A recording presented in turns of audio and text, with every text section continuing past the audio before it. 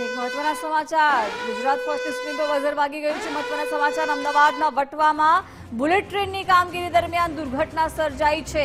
Bullet ટ્રેનની કામગીરીમાં crane તૂટતા 2 લોકો ઈજાગ્રસ્ત થયા છે।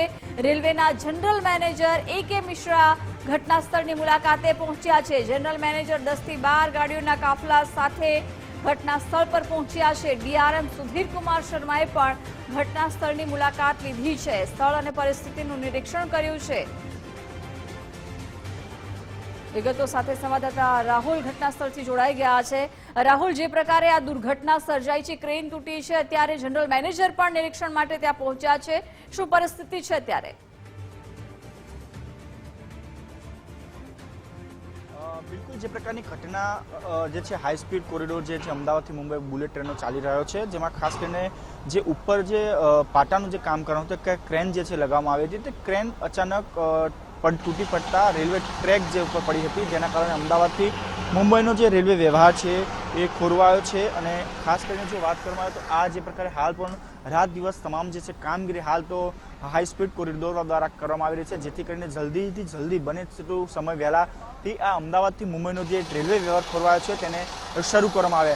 હાલ લાઇટિંગ પણ કરી દેવામાં આવી છે। સાથે સાથે આપણે જે પ્રકાર વિદ્યુત બોર્ડના જે કર્મચારીઓ છે તે પણ રાત્રિ સમયે લાઇટ ચાલુ કરીને પણ રાત દિવસ સુધી કામ કરીને જલ્દીમાં જલ્દી આ જે ટ્રેન વ્યવહાર જે ખોરવાયો છે તેને શરૂ કરવામાં આવે। અને ખાસ કરીને જે ક્રેન છે તેને પણ ફરીવાર ઊંચી કરવા માટે 500 ટનની જે ક્ષમતાવાળી 2 ક્રેન જે પહેલાથી જ લાવી દેવામાં આવી હતી, પરંતુ બીજી એક 750 જે ટન જે છે એક ક્ષમતાવાળી જે ક્રેન છે તે પણ લગાવી દેવામાં આવે છે।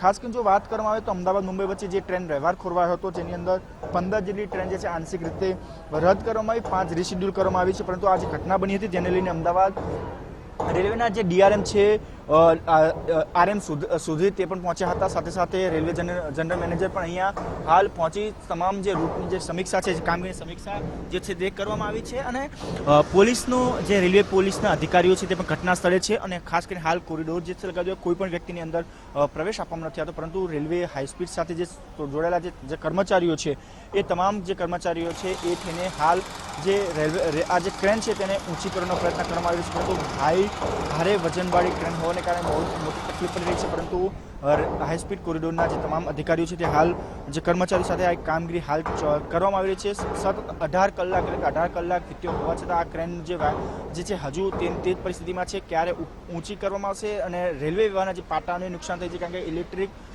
તાર છે, ઇલેક્ટ્રિકનું જે આ રેલવે આખું નેટવર્ક છે તે પણ તાર તૂટ્યા, એટલે તમામ નવેસરથી રેલવે વ્યવહાર શરૂ કરવામાં આવેલ હજુ પણ રેગ્યુલર રીતે જે તમામ ટ્રેનો જે કાર્યરત થાય તે હજુ પણ લગભગ અંદાજે 10 કલાકથી પણ વધારે સમય જે છે વીતી શકે છે। જી, આભાર જાણકારી માટે।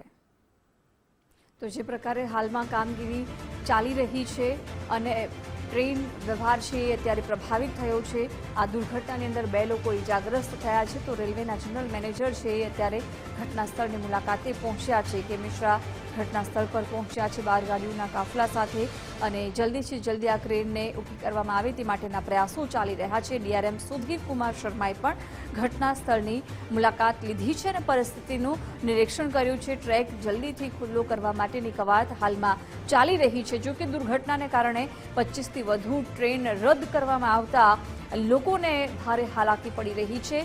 અન્ય રેલવે સ્ટેશને વંદે ભારત ટ્રેન સહિતની ટ્રેનોને ટૂંકાવી દેવામાં આવી છે, ડબલ ડેકર ટ્રેનને પણ રદ કરવામાં આવી છે, તો ક્વીન એક્સપ્રેસ ટ્રેન છે એ પણ રદ કરવામાં આવી છે। મહત્વનું છે કે ટ્રેન વ્યવહાર છે પ્રભાવિત થયો છે। 15 ટ્રેન આંશિક રીતે રદ કરાઈ છે, 5 ટ્રેન રીશેડ્યુલ કરવામાં આવી છે અને 6 જેટલી ટ્રેનને ડાયવર્ટ કરવામાં આવી છે। આની અસર વંદે ભારત ટ્રેનને પણ પહોંચી છે, અન્ય રેલવે સ્ટેશને ટૂંકાવી દેવામાં આવી છે। ખાસ કરીને એક્સપ્રેસ ટ્રેન, ડબલ ડેકર ટ્રેનને પણ રદ કરવામાં આવી છે, ક્વીન એક્સપ્રેસ ટ્રેન પણ રદ થઈ છે।